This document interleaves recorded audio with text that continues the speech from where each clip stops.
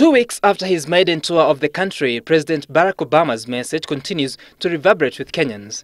High on the list were his insights on corruption, particularly his rallying calls for tougher action against the vice. 77.6% agree with his stand on the threat corruption poses to Kenya.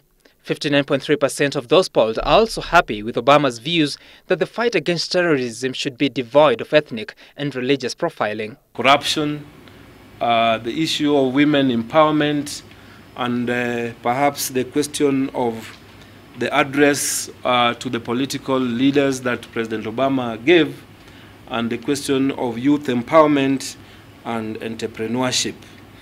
Those were given as some of the highlights that people saw on President Obama's visit. However, of the 2,004 respondents approached, 320 were unhappy with the discomfort the Obama visit came with, especially the restricted movement in the Central Business District.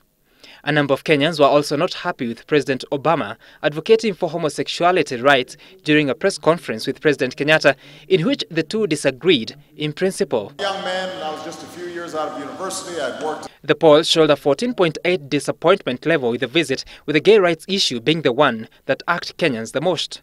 And on national issues, 84% of Kenyans are satisfied with President Uhuru Kenyatta's leadership, with the majority of them below the age of 30 years.